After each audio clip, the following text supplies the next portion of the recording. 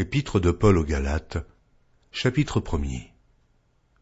Paul, apôtre, non de la part des hommes, ni par un homme, mais par Jésus-Christ et Dieu le Père, qui l'a ressuscité des morts, et tous les frères qui sont avec moi aux églises de la Galatie, que la grâce et la paix vous soient données de la part de Dieu le Père et de notre Seigneur Jésus-Christ, qui s'est donné lui-même pour nos péchés, afin de nous arracher du présent siècle mauvais, selon la volonté de Dieu et Père, à qui soit la gloire au siècle des siècles. Amen. Je m'étonne que vous vous détourniez si promptement de celui qui vous a appelé par la grâce de Christ pour passer à un autre évangile. Non pas qu'il y ait un autre évangile, mais il y a des gens qui vous troublent et qui veulent renverser l'évangile de Christ. Mais, quand nous-mêmes, quand un ange du ciel annoncerait un autre évangile que celui que nous vous avons prêché, qu'il soit anathème. Nous l'avons dit précédemment, et je le répète à cette heure. Si quelqu'un vous annonce un autre évangile que celui que vous avez reçu, qu'il soit anathème. Et maintenant, est-ce la faveur des hommes que je désire, ou celle de Dieu? Est-ce que je cherche à plaire aux hommes? Si je plaisais encore aux hommes, je ne serais pas serviteur de Christ. Je vous déclare, frères, que l'évangile qui a été annoncé par moi n'est pas de l'homme. Car je ne l'ai ni reçu, ni appris d'un homme, mais par une révélation de Jésus-Christ. Vous avez su, en effet, quelle était autrefois ma conduite dans le judaïsme, comment je persécutais à outrance et ravageais l'Église de Dieu, et comment j'étais plus avancé dans le judaïsme que beaucoup de ceux de mon âge et de ma nation, étant animé d'un zèle excessif pour les traditions de mes pères. Mais lorsqu'il plut à celui qui m'avait mis à part dès le sein de ma mère et qui m'a appelé par sa grâce, de révéler en moi son Fils, afin que je l'annonçasse parmi les païens, aussitôt je ne consultais ni la chair, ni le sang, et je ne montai point à Jérusalem vers ceux qui furent apôtres avant moi, mais je partis pour l'Arabie, puis je revins encore à Damas. 3 ans plus tard, je montai à Jérusalem, pour faire la connaissance de Céphas, et je demeurai 15 jours chez lui. Mais je ne vis aucun autre apôtre, si ce n'est Jacques, le frère du Seigneur. Dans ce que je vous écris, voici, devant Dieu, je ne mens point. J'allai ensuite dans les contrées de la Syrie et de la Cilicie. Or j'étais inconnu de visage aux églises de Judée qui sont en Christ. Seulement, elles avaient entendu dire « Celui qui autrefois nous persécutait annonce maintenant la foi qu'il s'efforçait alors de détruire. » Et elles glorifiaient Dieu à mon sujet. Épître de Paul aux Galates, chapitre 2. 14 ans après, je montai de nouveau à Jérusalem avec Barnabas, ayant aussi pris Tite avec moi. Et ce fut d'après une révélation que j'y montai. Je leur exposai l'évangile que je prêche parmi les païens. Je l'exposai en particulier à ceux qui sont les plus considérés, afin de ne pas courir, ou avoir couru en vain. Mais Tite, qui était avec moi et qui était grec, ne fut pas même contraint de se faire circoncire, et cela à cause des faux frères qui s'étaient furtivement introduits et glissés parmi nous, pour épier la liberté que nous avons en Jésus-Christ, avec l'intention de nous asservir. Nous ne leur cédâmes pas un instant, et nous résistâmes à leurs exigences, afin que la vérité de l'Évangile fût maintenue parmi vous. Ceux qui sont les plus considérés, quels qu'ils aient été jadis, cela ne m'importe pas. Dieu ne fait point exception de personne. Ceux qui sont les plus considérés ne m'imposèrent rien. Au contraire, voyant que l'Évangile m'avait été confié pour les incirconcis comme à Pierre pour les circoncis, car celui qui a fait de Pierre l'apôtre des circoncis a aussi fait de moi l'apôtre des païens. Et, ayant reconnu la grâce qui m'avait été accordée, Jacques, Céphas et Jean, qui sont regardés comme des colonnes, me donnèrent à moi et à Barnabas la main d'association, afin que nous allassions, nous, vers les païens, et eux, vers les circoncis. Ils nous recommandèrent seulement de nous souvenir des pauvres, ce que j'ai bien eu soin de faire. Mais lorsque Céphas vint à Antioche, je lui résistai en face, parce qu'il était répréhensible. En effet, avant l'arrivée de quelques personnes envoyées par Jacques, il mangeait avec les païens, et, quand elles furent venues, il s'esquiva, et se tint à l'écart par crainte des circoncis. Avec lui, les autres Juifs usèrent aussi de dissimulation, en sorte que Barnabas même fut entraîné par leur hypocrisie. Voyant qu'il ne marchait pas droit selon la vérité de l'Évangile, je dis à Céphas, en présence de tous, « Si toi qui es juif, tu vises à la manière des païens et non à la manière des Juifs, pourquoi forces-tu les païens à judaïser? Nous sommes juifs de naissance, et non pécheurs d'entre les païens. Néanmoins, sachant que ce n'est pas par les œuvres de la loi que l'homme est justifié, mais par la foi en Jésus-Christ, nous aussi, nous avons cru en Jésus-Christ, afin d'être justifiés par la foi en Christ, et non par les œuvres de la loi, parce que nulle chair ne sera justifiée par les œuvres de la loi. Mais, tandis que nous cherchons à être justifiés par Christ, si nous étions aussi nous-mêmes trouvés pécheurs, Christ serait-il un ministre du péché? Loin de là. Car si je rebâtis les choses que j'ai détruites, je me constitue moi-même en transgresseur. Car c'est par la loi que je suis mort à la loi, afin de vivre pour Dieu. J'ai été crucifié avec Christ. Et si je vis, ce n'est plus moi qui vis. C'est Christ qui vit en moi. Si je vis maintenant dans la chair, je vis dans la foi au Fils de Dieu, qui m'a aimé et qui s'est livré lui-même pour moi. Je ne rejette pas la grâce de Dieu, car si la justice s'obtient par la loi, Christ est donc mort en vain. Épître de Paul aux Galates, chapitre 3. Aux Galates dépourvus de sens. Qui vous a fasciné, vous, aux yeux de qui Jésus-Christ a été peint comme crucifié? Voici seulement ce que je veux apprendre de vous. Est-ce par les œuvres de la loi que vous avez reçu l'Esprit, ou par la prédication de la foi? Êtes-vous tellement dépourvus de sens? Après avoir commencé par l'Esprit, voulez-vous maintenant finir par la chair? Avez-vous tant souffert en vain? Si toutefois c'est en vain, celui qui vous accorde l'Esprit et qui opère des miracles parmi vous, le fait-il donc par les œuvres de la loi ou par la prédication de la foi? Comme Abraham crut à Dieu et que cela lui fut imputé à justice, reconnaissez donc que ce sont ceux qui ont la foi, qui sont fils d'Abraham. Aussi l'Écriture, prévoyant que Dieu justifierait les païens par la foi, a d'avance annoncé cette bonne nouvelle à Abraham. Toutes les nations seront bénies en toi. De sorte que ceux qui croient sont bénis avec Abraham le croyant. Car tous ceux qui s'attachent aux œuvres de la loi sont sous la malédiction. Car il est écrit, « Maudit est quiconque n'observe pas tout ce qui est écrit dans le livre de la loi, et ne le met pas en pratique. Et que nul ne soit justifié devant Dieu par la loi. Cela est évident, puisqu'il est dit, « Le juste vivra par la foi. » Or, la loi ne procède pas de la foi, mais elle dit, celui qui mettra ces choses en pratique vivra par elles. Christ nous a rachetés de la malédiction de la loi, étant devenu malédiction pour nous, car il est écrit, maudit est quiconque est pendu au bois, afin que la bénédiction d'Abraham eût pour les païens son accomplissement en Jésus-Christ, et que nous reçussions par la foi l'Esprit qui avait été promis. Frères, je parle à la manière des hommes. Une disposition en bonne forme, bien que faite par un homme, n'est annulée par personne, et personne n'y ajoute.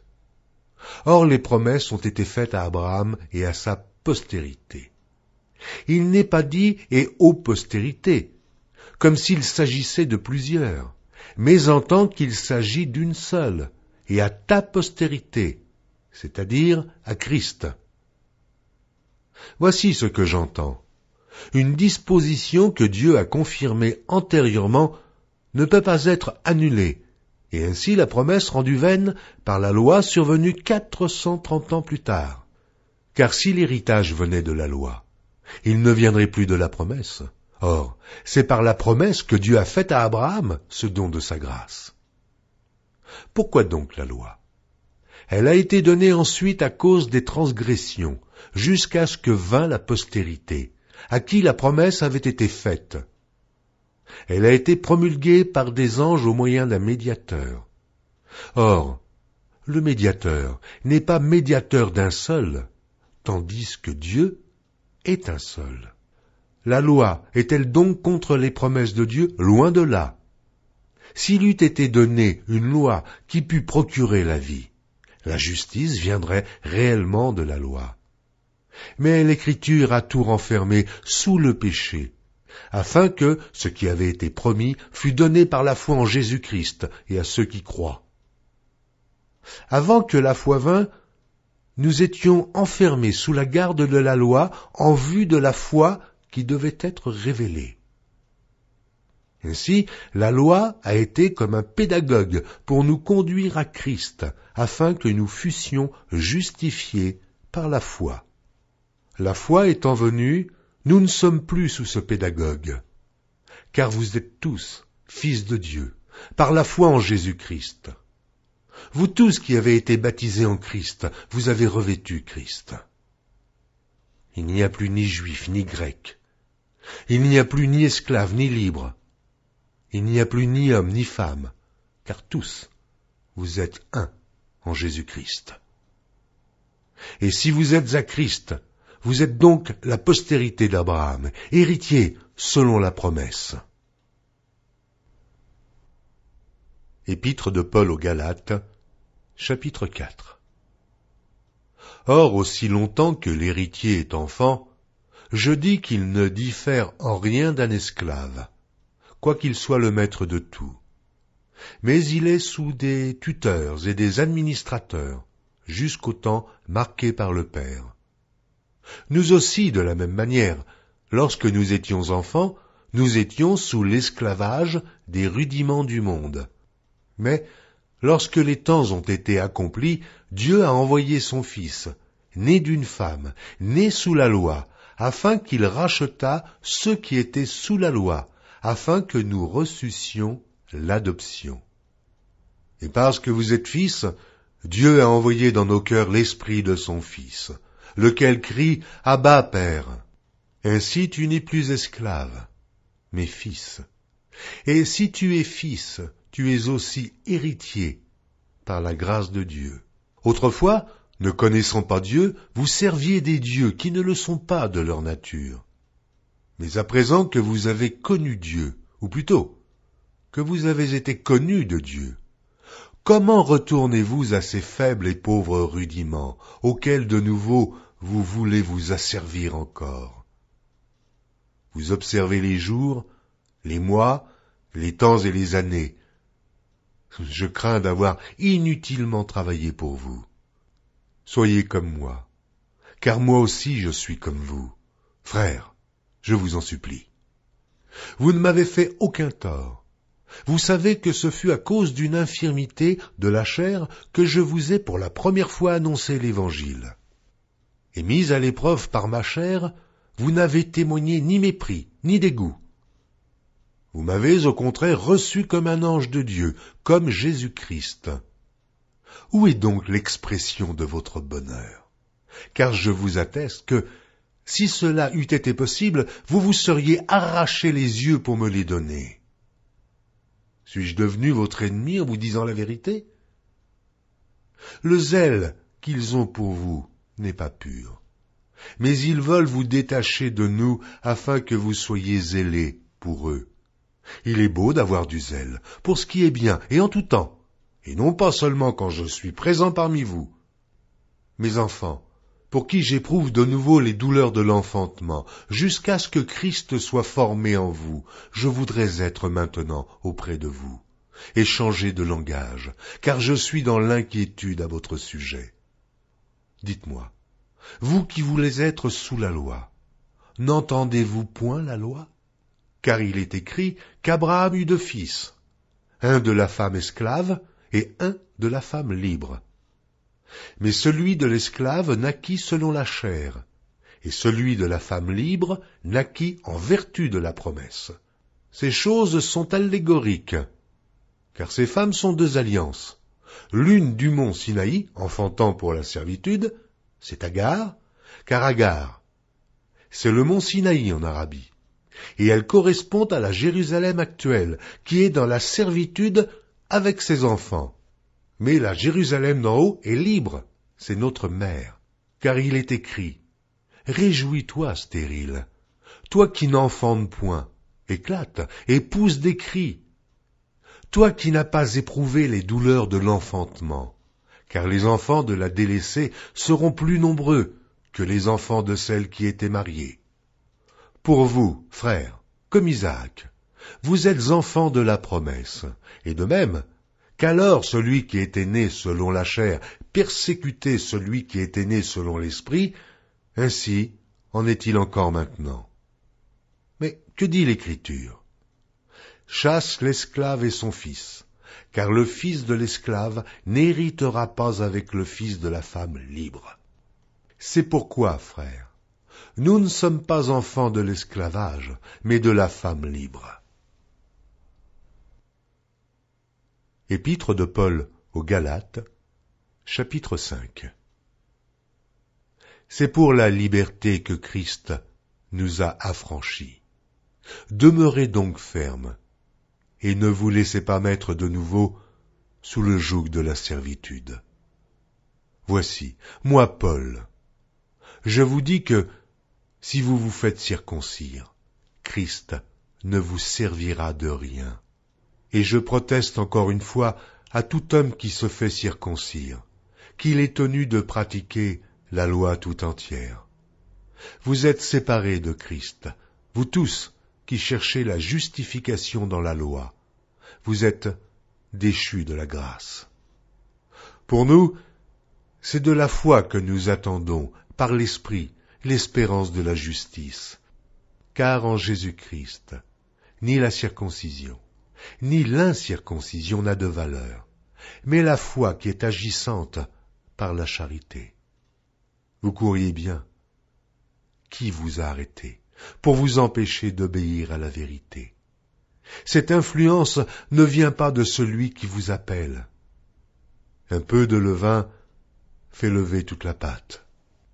J'ai cette confiance en vous, dans le Seigneur, que vous ne penserez pas autrement, mais celui qui vous trouble, quel qu'il soit, en portera la peine. Pour moi, frère, si je prêche encore la circoncision, pourquoi suis-je encore persécuté? Le scandale de la croix a donc disparu. Puissent-ils être retranchés ceux qui mettent le trouble parmi vous? Frères, vous avez été appelés à la liberté, seulement ne faites pas de cette liberté un prétexte de vivre selon la chair, mais rendez-vous par la charité, serviteurs les uns des autres. Car toute la loi est accomplie dans une seule parole, dans celle-ci. Tu aimeras ton prochain comme toi-même. Mais si vous vous mordez et vous dévorez les uns les autres, prenez garde que vous ne soyez détruits les uns par les autres. Je dis donc, marchez selon l'esprit, et vous n'accomplirez pas les désirs de la chair. Car la chair a des désirs contraires à ceux de l'esprit, et l'esprit en a de contraires à ceux de la chair. Ils sont opposés entre eux, afin que vous ne fassiez point ce que vous voudriez. Si vous êtes conduits par l'esprit, vous n'êtes point sous la loi. Or, les œuvres de la chair sont manifestes. Ce sont l'impudicité, l'impureté, la dissolution, l'idolâtrie, la magie, les inimitiés, les querelles, les jalousies, les animosités, les disputes, les divisions, les sectes, l'envie, l'ivrognerie, les excès de table et les choses semblables. Je vous dis d'avance, comme je l'ai déjà dit, que ceux qui commettent de telles choses n'hériteront point le royaume de Dieu. Mais le fruit de l'esprit, c'est l'amour, la joie, la paix, la patience, la bonté, la bénignité, la fidélité, la douceur, la tempérance. La loi n'est pas contre ces choses. Ceux qui sont à Jésus-Christ ont crucifié la chair avec ses passions et ses désirs. Si nous vivons par l'Esprit, marchons aussi selon l'Esprit. Ne cherchons pas une vaine gloire, en nous provoquant les uns les autres, en nous portant envie les uns aux autres. Épître de Paul aux Galates, chapitre 6.